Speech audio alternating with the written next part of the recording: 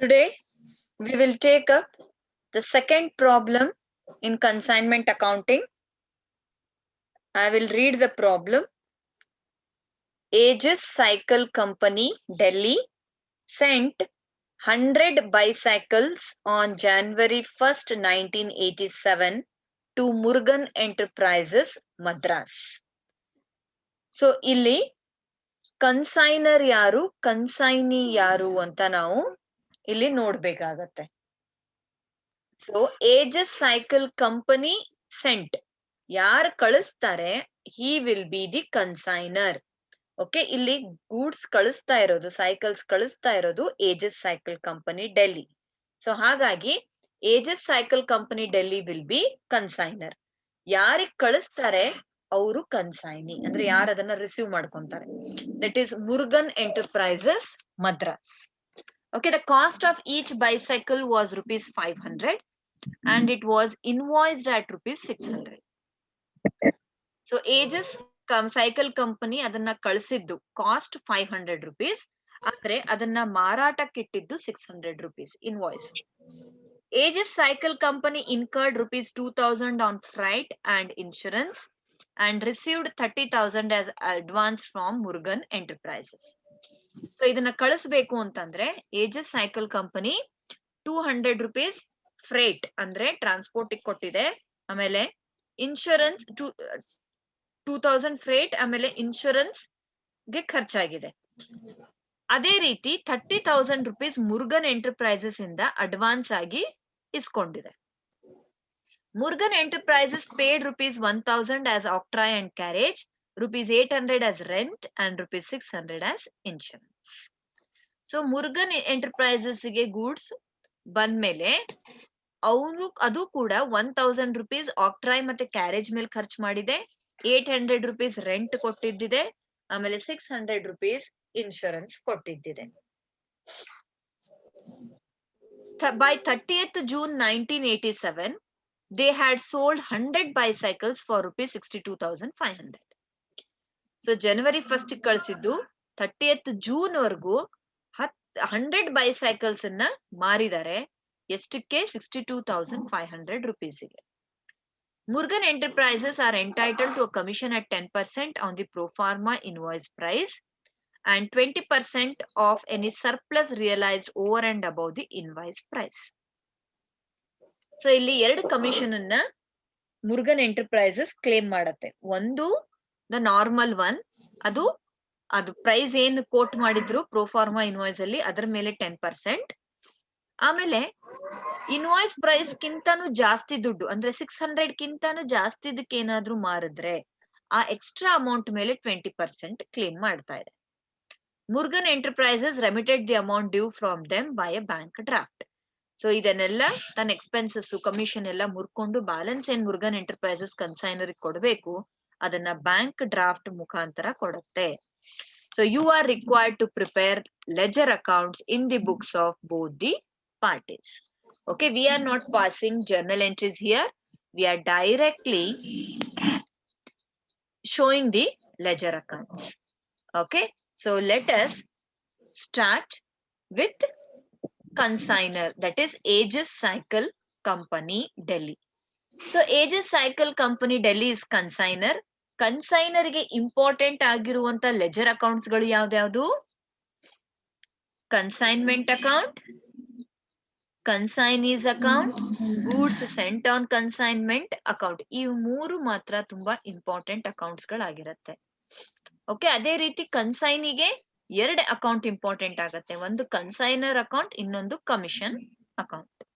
Okay, so let us first start preparing in the books of consignor andre Aegis Cycle Company Limited.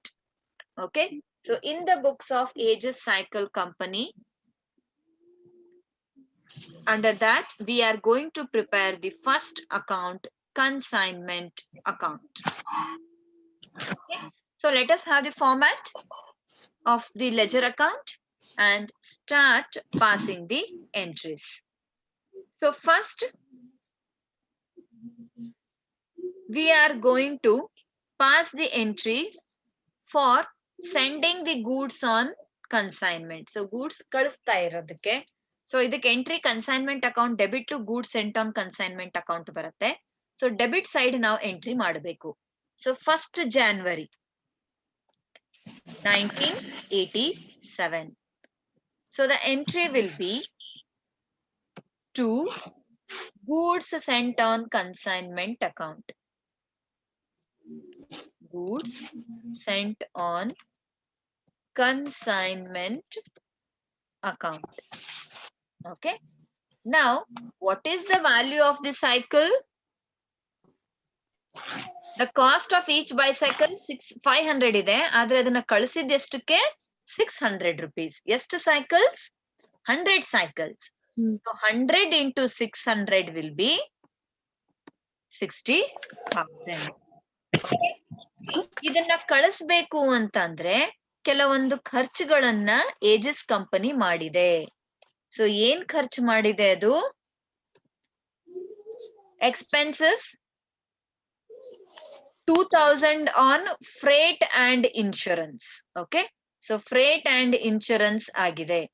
So ಇದು cash account ಅಥವಾ bank account ನೀವು ಹಾಕೋಬಹುದು. Cash account ಅಂತಂದ್ರೆ payment cash account cash ಇಂದ ಆಗಿದೆ ಅಂತ ಅರ್ಥ. Bank account ಹಾಕಿದ್ರೆ ಪೇಮೆಂಟ್ ಬ್ಯಾಂಕ್ ಮೂಲಕ ಆಗಿದೆ ಅಂತ ಅರ್ಥ. Okay. So we can write either cash account R bank account. Usually companies ಗಳು ಬ್ಯಾಂಕ್ ಮೂಲಕ ಪೇ ಮಾಡುತ್ತೆ, ಹಾಗಾಗಿ ಬ್ಯಾಂಕ್ ಅಕೌಂಟ್ ಬರೀತಾರೆ. ನೀವು ಕ್ಯಾಶ್ ಅಕೌಂಟ್ ಬರೆದ್ರು ಏನು ತಪ್ಪಿಲ್ಲ. Okay. To cash or bank account. So ಎಷ್ಟು ಖರ್ಚಾಗಿದೆ ಇನ್ ಬ್ರಾಕೆಟ್ ಅಲ್ಲಿ ನೆನಪಿಟ್ಕೊಳ್ಳೋದಕ್ಕೆ we are going to write it as expenses. So those expenses is 2000 rupees. Okay, 2000 rupees. Then next, ಈ ಗೂಡ್ಸ್ ಅನ್ನ ಯಾರಿಗೆ ಕಳಿಸುತ್ತೆ? ಮದ್ರಾಸ್ ಮುರುಗನ್ ಎಂಟರ್ಪ್ರೈಸಸ್ ಗೆ ಕಳಿಸುತ್ತೆ. ಅದನ್ನ ಕಳಿಸಿದ ಮೇಲೆ ಮುರುಗನ್ ಎಂಟರ್ಪ್ರೈಸಸ್ ಕೂಡ ಕೆಲವೊಂದು ಖರ್ಚನ್ನ ಮಾಡತ್ತೆ. ಅದ್ ಯಾರು ಕೊಡ್ಬೇಕು? ಏಜಿಸ್ ಸೈಕಲ್ ಕಂಪನಿ ಅವರೇ ಕೊಡ್ಬೇಕು. ಆದ್ರೆ ಇವ್ರ ಪರವಾಗಿ ಮುರುಗನ್ ಎಂಟರ್ಪ್ರೈಸಸ್ ಸದ್ಯಕ್ಕೆ ಅದನ್ನ ಪೇಮೆಂಟ್ ಮಾಡಿದೆ. Okay. So this we will go on recording. ಇದನ್ನ ಲೆಸ್ ಮಾಡ್ಕೊಳತ್ತೆ ಮುರುಗನ್ ಕಳಿಸುವಾಗ, ಹಾಗಾಗಿ ನಾವ್ ಇದನ್ನ ರೆಕಾರ್ಡ್ ಮಾಡ್ಬೇಕಾಗತ್ತೆ. ಯಾವ್ದು ಕ್ಲೋಸಿಂಗ್ ಡೇಟ್ ಇಲ್ಲಿ? 30th June ಇದೆ. 30th June. ಟು ಯಾರ್ ಖರ್ಚು ಮಾಡಿರೋದು? Murugan. So to Murugan enterprises. So here you can write as consignees expenses ಅಥವಾ just expenses. Consignees or expenses. ಏನೇನ್ ಖರ್ಚು ಮಾಡಿದೆ Murugan has spent 1000 octroi, 800 rupees rent and 600 insurance. So ಎಲ್ಲ ಸೇರಿ 2400 ಆಗತ್ತೆ. So 2400. Okay. Then next we are going to okay. ಇದಿಷ್ಟು expenses ಆದ್ಮೇಲೆ ಏನಾಗತ್ತೆ? ಮುರುಗನ್ ಎಂಟರ್ಪ್ರೈಸಸ್ ಸೆಲ್ ಮಾಡತ್ತೆ ಗೂಡ್ಸ್ ಅನ್ನ. ಸೊ ಎಷ್ಟು? 100 ಸೈಕಲ್ಸ್ ಅನ್ನ ಸೇಲ್ ಮಾಡತ್ತೆ. ಎಷ್ಟಕ್ಕೆ? 62,500 rupees. So we will record that.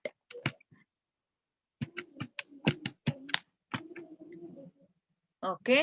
So here we need not calculate anything ಯಾಕಂದ್ರೆ ಅವರೇ 62,500 ಕೊಟ್ಬಿಟ್ಟಿದ್ದಾರೆ.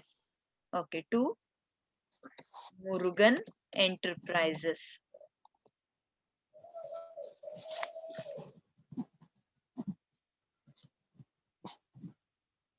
Murugan Enterprises account.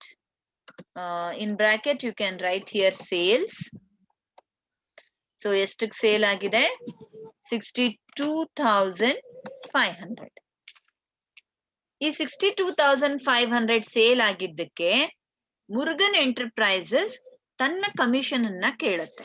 Okay. You can see the problem here. Okay. So sale ಆಯ್ತು. ಈಗ ನೆಕ್ಸ್ಟ್ ಬರೋದೆ Murugan enterprises are entitled to a commission at 10% on pro forma invoice price. ಅಂದ್ರೆ 600 ಮೇಲೆ, ಆಮೇಲೆ 20% on any surplus realised over and above. Okay. So let us calculate commission. Okay. So now let us come to the commission calculation part. We will have a working here. Okay. Working note that is relating to commission. Okay. So commission first ಏನು ಹೇಳುತ್ತೆ 10% on pro forma invoice price. So 10% on pro forma invoice price. So pro forma invoice price ಎಷ್ಟಿದೆ 60,000 ಇದೆ 60,000 into 10%. This will be how much? 6,000. Okay. This will be 6,000. Okay. 600 ಮಾರಿದ್ದಿದ್ರೆ 60,000 ಬರ್ಬೇಕಾಗಿತ್ತು sale ಮಾಡಿದ್ಮೇಲೆ ಬಂದಿರೋದೆಷ್ಟು sale ಮಾಡಿ ಬಂದಿರೋದೆಷ್ಟು ಅದು 62,500 ಅಂದ್ರೆ 100ಗೆ ಮಾರ್ಬೇಕಾಗಿತ್ತು 60,000 ಬರ್ತಿತ್ತು ಆದ್ರೆ ಸೇಲ್ ಮಾಡಿದ್ಮೇಲೆ ಬಂದಿರೋದು 62,500 ಎಕ್ಸ್ಟ್ರಾ ಎಷ್ಟು ಬಂದಂಗಾಯ್ತು 2,500 ಸೊ ಈ ಎಕ್ಸ್ಟ್ರಾ ಅಮೌಂಟ್ ಮೇಲೆ 20% ಚಾರ್ಜ್ ಮಾಡಿ okay so this is surplus ಇದನ್ನ ಸರ್ಪ್ಲಸ್ ಅಂತ ಕರೀತಾರೆ so on surplus it is 20%. 20% on surplus. So surplus is 2,500. So 2,500 into 20%. So how much will it be? 500. Okay, 500. So what is the total commission now? 6,500. Yes. Total commission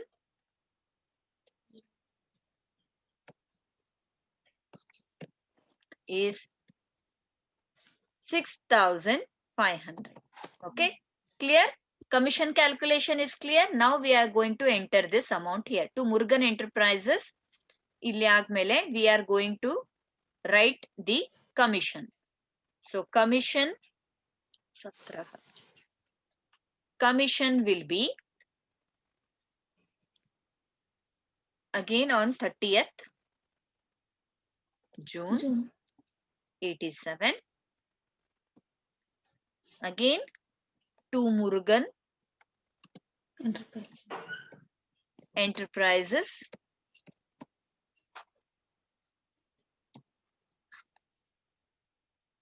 In bracket you write commission. So 6,500. 6,500. Okay.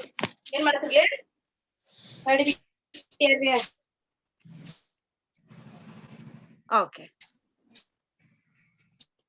Then ಈಗ we are going to find out the profit on the consignment. So you can see here the journal entries. So next ನಾವ್ ಏನ್ ಮಾಡ್ತೀವಿ ಅನ್ನೋದನ್ನ okay. So see here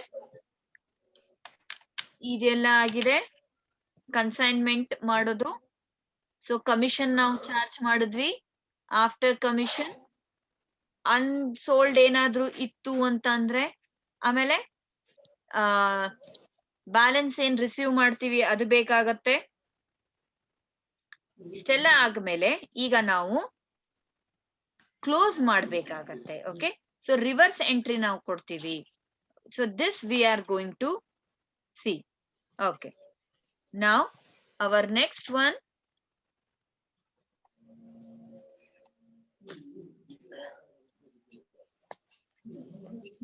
okay. Yes, we will find out the profit or loss. Yes, can you tell me what is the profit or loss on this?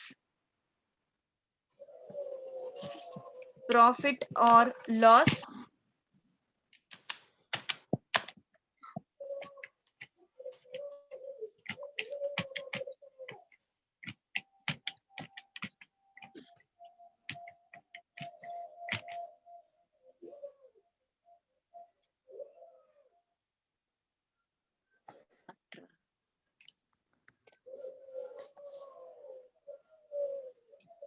Okay. So 2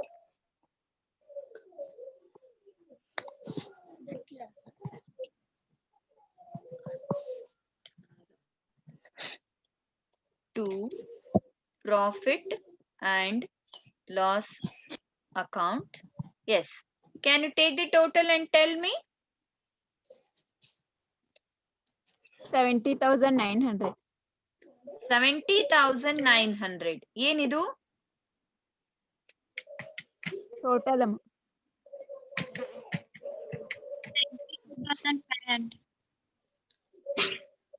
70,500 ಅಂದ್ರೆ ನಮಗೆ loss ಆಯ್ತು.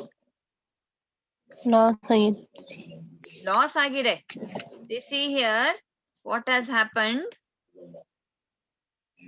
62,500 100 cycles ಕಳಿಸಿದ್ದು 100 cycles ಕೂಡ sale ಆಗಿದೆ. ಆದ್ರೆ ಖರ್ಚು ಏನಾಗಿದೆ 2000 consignor ಖರ್ಚು ಮಾಡಿದಾನೆ, 2400 ಕನ್ಸೈನಿ ಖರ್ಚು ಮಾಡಿದಾನೆ. ಅವನ್ ಕಮಿಷನ್ 6500 ಕೊಟ್ಟಿದ್ದಿದೆ. ಸೊ ಇದೆಲ್ಲ ಸೇರಿ 62,500 ದಾಟಿದೆ. ಸೊ ಹಾಗಾಗಿ ಇಲ್ಲಿ ಏನಾಗ್ತಾ ಇದೆ, ಇಲ್ಲಿ ಲಾಸ್ ಆಗ್ತಾ ಇದೆ. ಹೌದಾ? ಆದ್ರೆ ಇಲ್ಲಿ ನಾವು ಒಂದು ಗಮನದಲ್ಲಿ ನೋಡ್ಬೇಕು. ಏನು ಅಂತಂದ್ರೆ ಟೋಟಲ್ ಕಾಸ್ಟ್ ಆಫ್ 100 ಬೈಸೈಕಲ್ಸ್ ಎಷ್ಟು? 500 into 100 ಅಂದ್ರೆ 50,000. ಅದೇ ಟೋಟಲ್ ಇನ್ವಾಯ್ಸ್ ಪ್ರೈಸ್ ಎಷ್ಟಿದೆ? 600 into 100 ಅಂದ್ರೆ 60,000. ಸೊ ಇಲ್ಲಿ invoice price minus cost price ಎಷ್ಟಿದೆ? 100 rupees ಡಿಫ್ರೆನ್ಸ್ ಇದೆ. ಸೊ ಈ 100 rupees ಅನ್ನ ನಾವು ಲೋಡಿಂಗ್ ಅಂತ ತೋರಿಸ್ಬೇಕಾಗತ್ತೆ. ಡಿಫ್ರೆನ್ಸ್ ಇದೆ ಇಲ್ಲಿ ಕಾಸ್ಟ್ ಪ್ರೈಸ್ ಮತ್ತೆ ಇನ್ವಾಯ್ಸ್ ಪ್ರೈಸ್. ಅದರ ಬೆಲೆ ಇರೋದು 500, ಆದ್ರೆ ಅದಕ್ ನಾವು ಕೊಡ್ತಾ ಇರೋದು ಕಳಿಸ್ತಾ ಇರೋದು 600. ಆ 100 rupees ನಮಗೆ ಪ್ರಾಫಿಟ್ ಆಗಿದೆ, ಅಥವಾ ಅದನ್ನು ತೋರಿಸ್ಬೇಕು ನಾವು.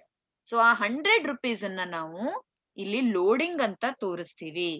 So here we will have another one entry, that is on the closing date by goods sent on consignment.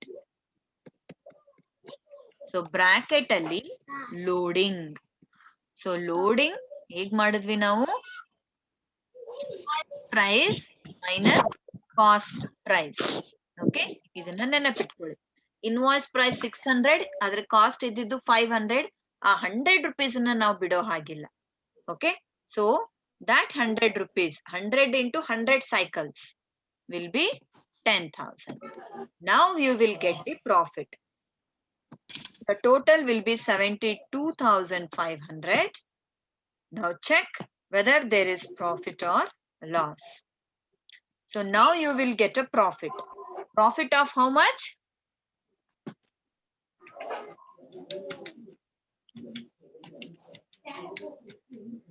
I think 1,600. 600. Okay, 1,600. ಇದು ಯಾಕೆ ಬಂತು? ಯಾಕೆ ಅಂತಂದ್ರೆ ಇಲ್ಲಿ ಎರಡು ಪ್ರೈಸ್ ಇನ್ವಾಲ್ವ್ ಇದೆ, cost price and invoice price. 500 ಇದ್ದಿದ್ದು 600 ಅಂತ ಕಳಿಸಿದಿರಿ ಪ್ರೋಫಾರ್ಮಾದಲ್ಲಿ. ಸೊ ಸೇಲ್ ಆಗಿ 62,500 ಬಂದಿದೆ. ಅದು 600 ಕಂಪೇರ್ ಮಾಡಿದಾಗ. ಹಾಗಾದ್ರೆ ಅದು 500 ಇದ್ದಿದ್ದು 600 ಆಗಿದೆ. ಆ 100 rupees ಕೂಡ ನಾವು ಅರ್ನ್ ಮಾಡಿರೋದು. So that also we are going to show it as loading. Okay, IP minus CP, that is invoice price minus cost price, 10,000. Okay, so now we got a profit of rupees 1,600. Okay, so the next account which will be maintained by consignor is consignee's account. Okay, consignee's account, that is Murugan Enterprises account. So Murugan Enterprises account, first ಅವನು sale ಮಾಡಿರೋದನ್ನ record ಮಾಡ್ಕೊಳ್ಳೋಣ. So 30th June 87 to consignment account.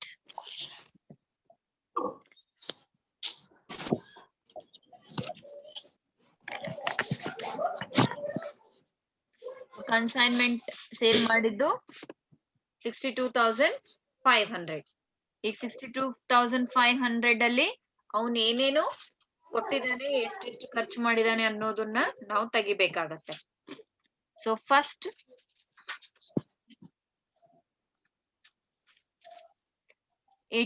ಗೆ ಅವನು advance ಕೊಟ್ಟಿದ್ದಾನೆ, ಹೌದಾ? ಕನ್ಸೈನರ್ಗೆ advance ಕೊಟ್ಟಿದ್ದಾನೆ 30,000 rupees. So by cash or bank account. So ಒಂದ್ ಕಡೆ ನೀವು ಕ್ಯಾಶ್ ತಗೊಂಡ್ರೆ ಎಲ್ಲಾ ಕಡೆ ಕ್ಯಾಶ್ ತಗೊಳ್ಳಿ, ಒಂದ್ ಕಡೆ ಬ್ಯಾಂಕ್ ತಗೊಂಡ್ರೆ ಎಲ್ಲಾ ಕಡೆ ಬ್ಯಾಂಕ್ ತಗೊಳ್ಳಿ. Cash or bank account 30,000 advance ಕೊಟ್ಟಿದ್ದಾನೆ ಫಸ್ಟ್ ಗೆ. Then he has spent money on octroi, rent and insurance. Okay, so 30th June ಇವೆಲ್ಲ ನೆಕ್ಸ್ಟ್ ಲಾಸ್ಟ್ ಡೇಟಿಗೆ ನಾವು ಕ್ಲೋಸ್ ಮಾಡ್ತಾ ಹೋಗ್ತೀವಿ. By consignment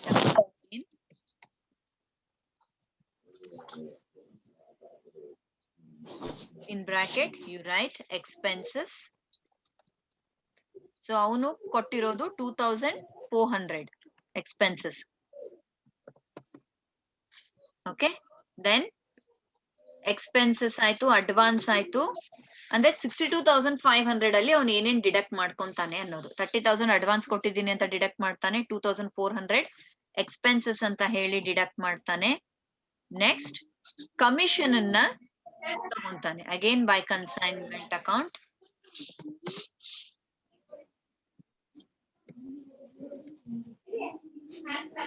Consignment account you can write in the bracket commission. So commission ನಾವು calculate ಮಾಡಿದ್ವಿ, it came to 6,500. 6,500 ಇದನ್ನ less ಮಾಡ್ಕೊಂಡ. ಈಗ ಅವನು ಎಷ್ಟು ಕೊಡ್ತಾನೆ, ಬ್ಯಾಲೆನ್ಸ್ ಏನಿದೆ ಅದನ್ನ ಅವನು ಪೇ ಮಾಡ್ತಾನೆ. ಕ್ಯಾಶ್ ಅಥವಾ ಬ್ಯಾಂಕ್ ಡ್ರಾಫ್ಟ್ ಅಂತ ಹೇಳಿದ್ದಾರೆ. So bank. Okay, so bank ಅಂತ ಕೊಟ್ಟಿದ್ದಕ್ಕೆ ಒಂದು ಲಾಜಿಕ್ ಏನು ಅಂತಂದ್ರೆ ನೀವು ಎಲ್ಲಾ ಕಡೆ ಬ್ಯಾಂಕ್ ಅಕೌಂಟ್ ಅಂತ ಬರಿಬಹುದು, ಯಾಕಂದ್ರೆ ಲಾಸ್ಟ್ ಫೈನಲ್ ಪೇಮೆಂಟ್ ಬ್ಯಾಂಕ್ ಅಲ್ಲಿ ಮಾಡಿದ್, ಬ್ಯಾಂಕ್ ಡ್ರಾಫ್ಟ್ ಮುಖಾಂತರ ಮಾಡಿದ್ದಿದೆ. Okay, so this is the final payment ಅವ್ನು ಕೊಡ್ಬೇಕಾಗಿರೋದು ಬೈ ಬ್ಯಾಂಕ್, ಯಾಕಂದ್ರೆ ಅವ್ನ್ ಬ್ಯಾಂಕ್ ಡ್ರಾಫ್ಟ್ ಮುಖಾಂತರ ಕೊಟ್ಟಿದ್ದಾನೆ ಅಂತ ಹೇಳಿದ್ದಾರೆ. So this you can call it as balance. So ಎಷ್ಟಾಯ್ತು ನೋಡಿ ಬ್ಯಾಲೆನ್ಸ್, 2,500 ಟೋಟಲ್ ಕೊಡಬೇಕಾಗಿದ್ದು ಸೇಲ್ ಆಗಿರೋ ಅಮೌಂಟ್. ಅದರಲ್ಲಿ 30,000 ಲೆಸ್ ಮಾಡಿ 2,400 ಮತ್ತೆ 6,500 ಲೆಸ್ ಮಾಡಿದ್ಮೇಲೆ how much is required to be paid by the consignee? Yes, take the total, deduct it. 23,600. 23,600 payment ಆಗ್ಬೇಕು. Yes. Okay, so we prepared 2 ledger accounts. Now next, last important one is goods sent on consignment account. ಇದು ಒಂದು closing ಬರುತ್ತೆ, opening ಬರುತ್ತೆ. ಇಲ್ಲಿ ಎರಡು ತೋರಿಸ್ತೀವಿ ಅಷ್ಟೇ.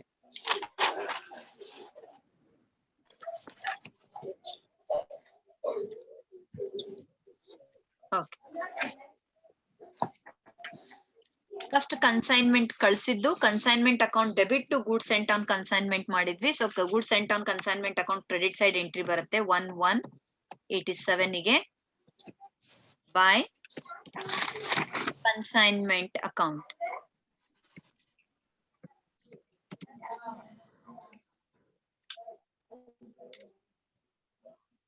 $60,000.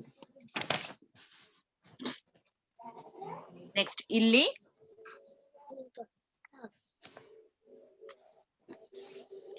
ಇಲ್ಲಿ ಒಂದು ಎಂಟ್ರಿನ ಕೊಟ್ಟಿದ್ವಿ ಈ 10,000 ಸಲುವಾಗಿ goods sent on consignment 10,000.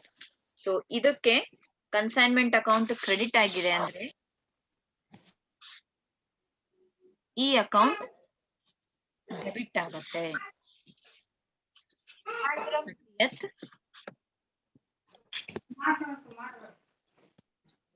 To consignment account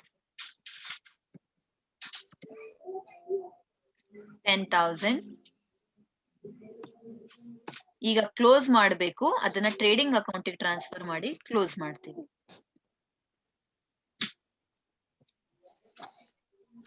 so ಯಾವಾಗ್ಲೂ ಕನ್ಸೈನ್ಮೆಂಟ್ ಅಕೌಂಟ್ ಕ್ಲೋಸ್ ಆಗತ್ತೆ ಟ್ರೇಡಿಂಗ್ ಅಕೌಂಟ್ ಟ್ರಾನ್ಸ್ಫರ್ ಮಾಡಿ.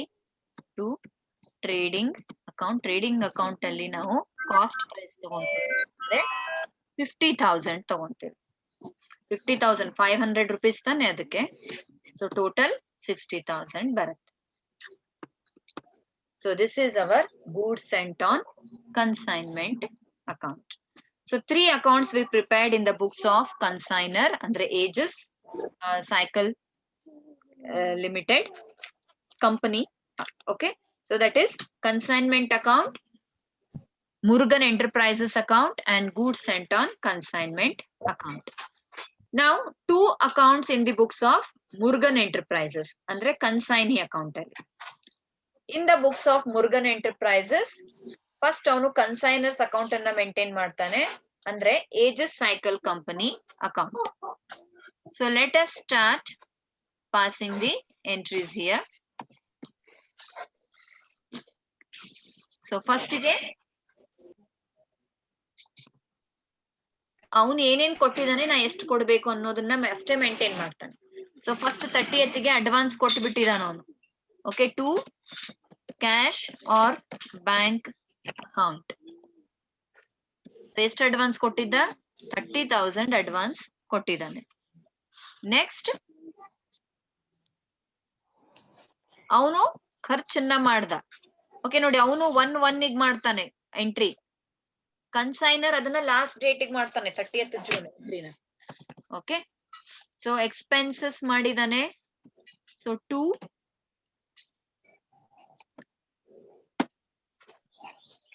Cash or bank account again. So ಇಲ್ಲಿ ನೀವು ಅಡ್ವಾನ್ಸ್ ಅಂತ ಹಾಕೊಂಡ್ಬಿಡಿ, ಯಾಕಂದ್ರೆ ಎಲ್ಲದಕ್ಕೂ ಕ್ಯಾಶ್ ಆರ್ ಬ್ಯಾಂಕ್ ಅಕೌಂಟ್ ಬರುತ್ತೆ. ಇದು ಅಡ್ವಾನ್ಸ್. ಈಗ to cash or bank account expenses. So Murugan has spent money on expenses 2,400.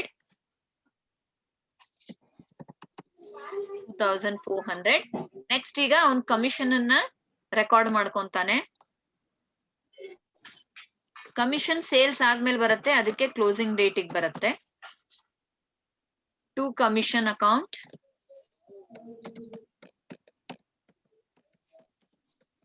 To commission account. So commission calculate ಮಾಡಿದಾಗ it is 6,500. ಈಗ ಬ್ಯಾಲೆನ್ಸ್ ಎಷ್ಟು ಕೊಡಬೇಕು ಅವನು, ಅದು ಕೂಡ ಕ್ಯಾಲ್ಕುಲೇಟ್ ಮಾಡಿದ್ದಿದೆ. ವಾಸ್ 23,600 ಅಲ್ವಾ?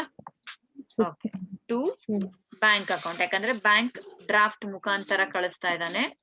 To bank account 23,600.